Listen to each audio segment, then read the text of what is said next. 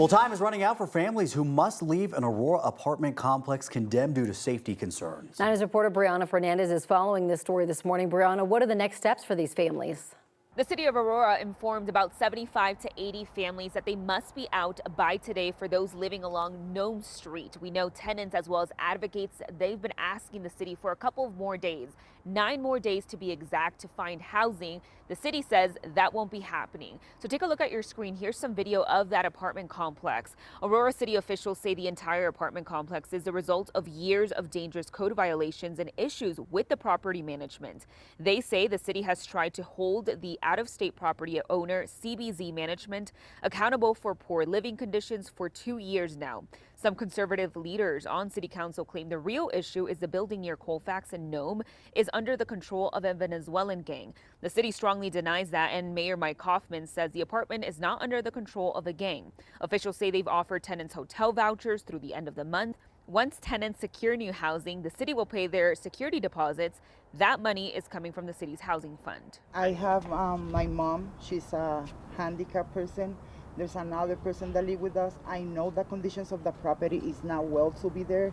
I know it's really dangerous, but at least we're just asking for 9 days. We're not asking for nothing else.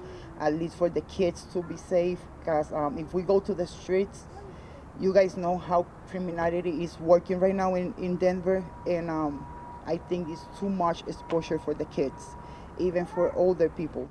Now, everyone who lives in that building has until 7 this morning to pack up their belongings. So in about an hour, because that's when the city will also shut off the water and contractors will start boarding up that building. For 9 News, I'm Brianna Fernandez. All right, Brianna, thank you. The quality of an apartment complex in Denver is also in question, as many of the people who live there say their building should never have passed inspection. Tenants at the Felix apartments off of Dartmouth say that they are living with rat and pest infestations and have gone months without basic utilities. Some residents say they cannot even use their appliances. Tenants became vocal about the problems in early February of 2024, forming a tenants union. 10 days later, the company hired a third-party inspector, a requirement for landlords to receive a city license. I can tell you that there is no way the Felix was qualified to pass an inspection in February. At that time, we still had over 100 units that didn't have hot water or heating in February. That's 1/4 of this property that didn't have working utilities. Now the group is asking for the Attorney General to investigate both the third-party inspector and for the city to make changes to the process for their licensing program. Under the city program, landlords will need to get inspections done every 4 years. Dozens of people filled the chambers of Aurora City Council for the 4th time since the death of Kylan Lewis. I must ask that we all stand once again if we believe that Kylan Lewis should be alive. Today marks 82 days since the unarmed man was shot and killed by Aurora police while they were attempting to take him into custody in connection with an attempted homicide. Lewis was pulling an object out of his pocket, later determined to be a cell phone, during the arrest attempt on May 23rd. More than a dozen speakers addressed the council last night asking for the firing of Officer Michael Deek and the release of unedited body camera video. The council continues to assert they have no power to bring charges, and an outside investigation into Officer Deek is ongoing. The group says they're going to continue to attend the meetings until they see justice. A man who is accused of randomly shooting at people along a road in Douglas County had his charges dropped amid questions about his mental health. Then the sheriff's office turned his guns over to his wife. 6 years later, Aurora police say that he shot 3 people.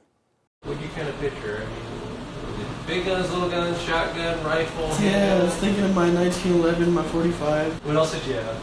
I got an AK. 9 News Investigates obtained that recording of detectives interviewing Austin Benson after the 2018 shooting along Rampart Range Road. Deputies recovered 6 guns from his car.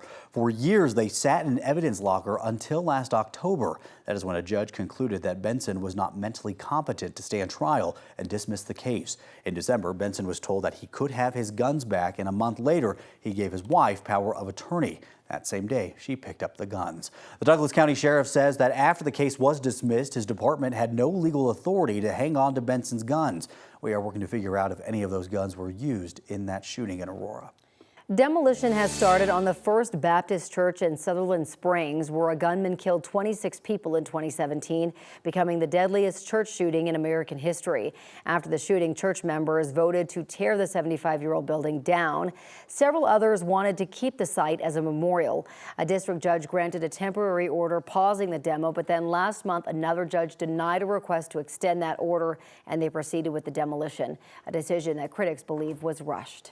A 4.4 magnitude earthquake shook Southern California yesterday. It could be felt from the Los Angeles area all the way down to San Diego. It caused some buildings to sway and set off car alarms, but no one was hurt and it didn't do any major damage. Right now, across the world, Ukrainian forces are pushing deeper into Russia for the first time since the war started.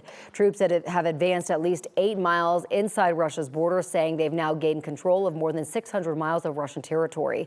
Now, Russian President Vladimir Putin is vowing to retaliate. According to NBC, a local governor there told Putin Ukraine now controls 28 Russian villages.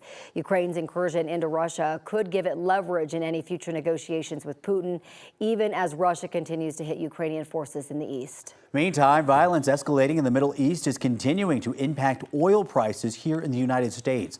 They are climbing quickly. Traders are concerned that Iran will attack Israel following the recent killings of Hezbollah and Hamas leaders. And if a war did break out between the two countries, it would significantly disrupt the flow of oil into the U.S. and cause gas prices to soar. And one thing about the weather for today, we do have afternoon storms around. Some of these could have some higher impacts, especially east of Denver. I'd say from roughly the airport, Strasburg on east. That's where we got the best chance of seeing some of those storms perhaps turning severe. But there's a chance 1 or 2 turn severe for us in the metro area as well. Storms mainly between about 2 and 9 p.m. and a better chance for a storm today in the metro area compared to yesterday. I know most of you got left alone yesterday. Today, higher chance for a storm. Main concerns, main possible impacts, hail and flooding.